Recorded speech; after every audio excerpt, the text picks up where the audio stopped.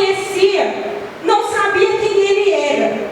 Mas aquelas mulheres, elas estavam lá para servir Jesus, para cuidar do corpo de Jesus. Tudo que elas podiam fazer para servir, elas estavam lá fazendo.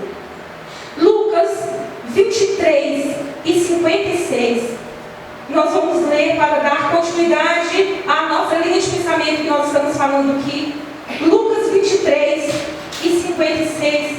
Ele continua dizendo sobre a presença dessas mulheres, sobre a presença delas real, ali onde Jesus foi colocado. Ele diz assim: e voltando elas, prepararam especiarias e unguento, e no sábado repousaram conforme o mandamento.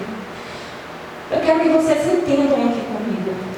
Jesus, ele foi crucificado na sexta-feira, às 9 horas da manhã. Fiquem ligados aqui para vocês entenderem uma coisa. Jesus morreu, era 3 horas da tarde. Estavam 3 horas de grande sofrimento ali na cruz. E aquelas mulheres não arredaram o pé. Aquelas mulheres não intimidaram, não acovardaram. Estavam ali servindo Jesus na sua crucificação e morte. 9 horas, Jesus foi crucificado. 3 horas, Jesus morreu. E que hora Jesus foi sepultado? A Bíblia não fala a hora que ele foi sepultado. Mas nós sabemos que o seu sepultamento deveria ocorrer antes das 6 horas. Afinal de contas, os judeus não fariam nada após as 6 horas, porque já era sábado. E pela cultura judaica, eles não podiam fazer nada disso.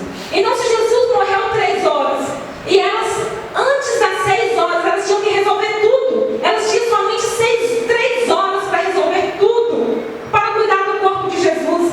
Então, elas precisavam pedir permissão para Pilatos. Não podia descer o corpo de Jesus da cruz sem pedir permissão para Pilatos, mas elas não tinham acesso a ele. Então, elas foram atrás de quem tinha acesso a ele. E elas foram atrás, então, de José de Arimateia. José vai até Pilatos, pede permissão para tirar Jesus, porque ele estava morto. E Pilatos disse: não, eu preciso ter confirmação. E o tempo está passando. Antes das 6 horas, essas mulheres precisam resolver isso.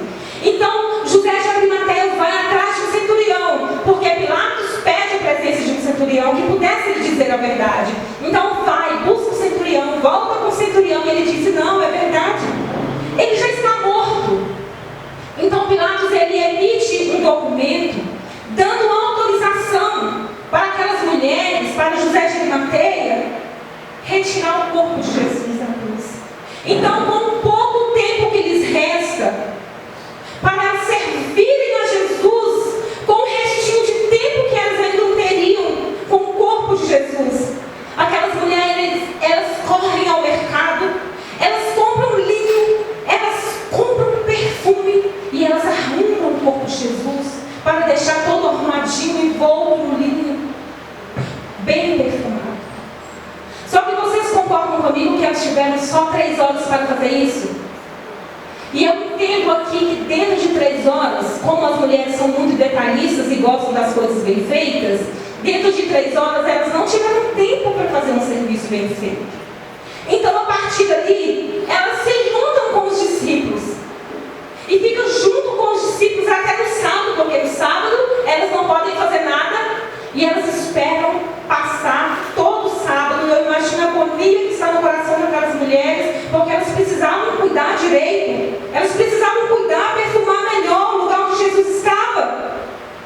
Então, sábado, deu sábado, após as 6 horas da tarde, aquelas mulheres voltam ao mercado, compram aroma, compram um perfume, vai honrar de novo o corpo de Jesus na madrugada de domingo. Elas chegam ali onde Jesus foi sepultado, elas sabiam, elas tinham certeza e convicção de onde Jesus havia sido colocado. Mas quando elas chegam ali, elas encontram apenas a pedra removida. Elas encontram apenas o túmulo vazio. E então elas recebem a primeira visitação de 2 anjos. Os anjos fizeram a primeira visitação para anunciar a maior obra do cristianismo, a mensagem mais linda do cristianismo, que é a ressurreição de Cristo. Então aqueles anjos aparecem primeiro para aquelas que estavam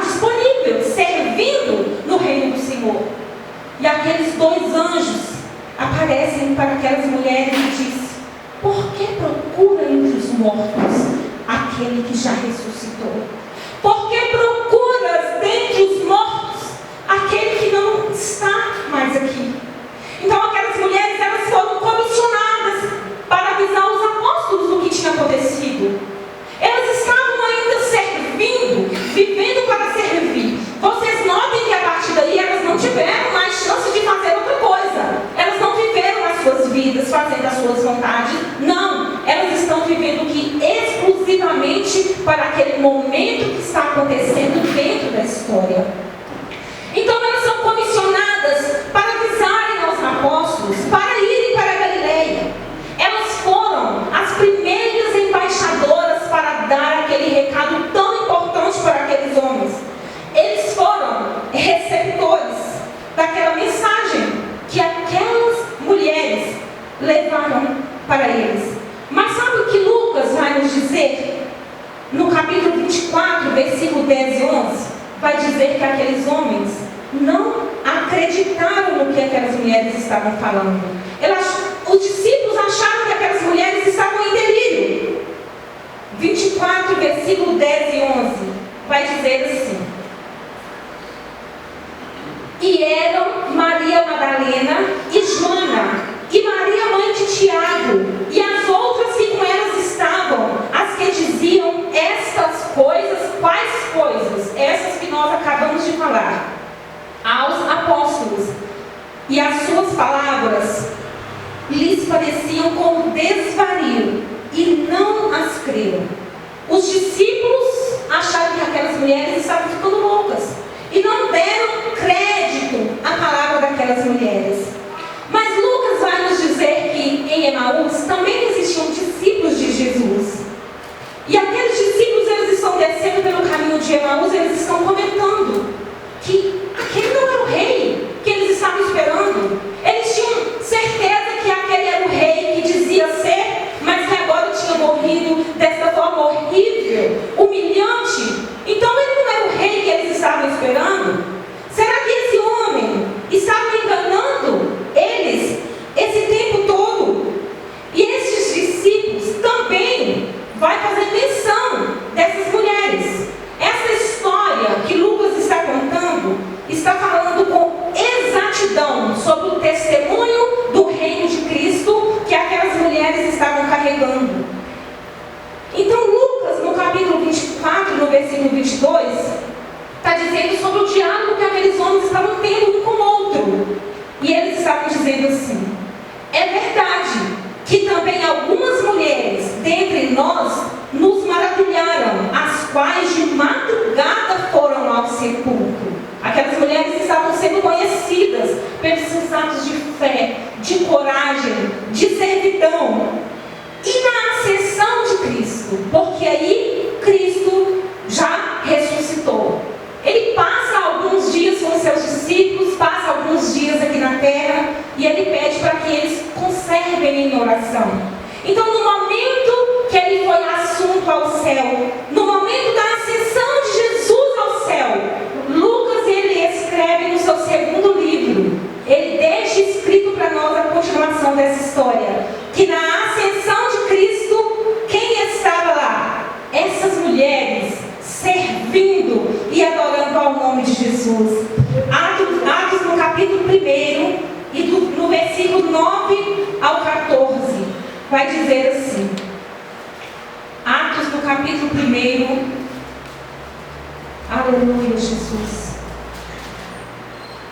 nos versículos 9 ao 14, vai dizer assim: e quando dizia isso, vendo eles, foi levado às alturas, e uma nuvem o recebeu, ocultando-o a seus olhos. E estando com os olhos fitos no céu, enquanto ele subia, eis que junto deles se puseram dois varões vestidos de branco, os quais lhe disseram: varões galileus, por que estáis olhando para o céu? Esse Jesus que dentre vós foi recebido em cima do céu, há de vir assim, como para o céu o vistes ir. Então voltaram para Jerusalém, do monte chamado das Oliveiras, o qual está perto de Jerusalém, a distância do caminho de um sábado. E entrando, subiram ao cenáculo, onde habitavam Pedro e Tiago, João e André, Filipe e Tomé, Bartolomeu e Mateus, Tiago, filho de Alfeu, Simão, o Zelote, e Judas, filho de Tiago. Versículo 14. Todos estes quem?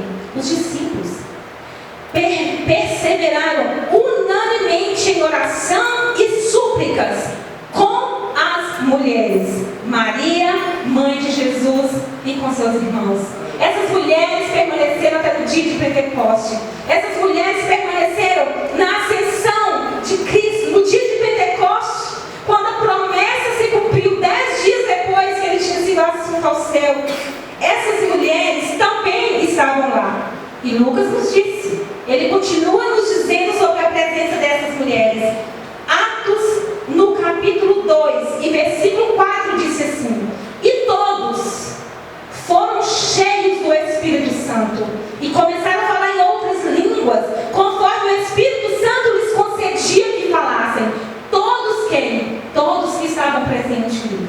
E Lucas nos disse que aquelas mulheres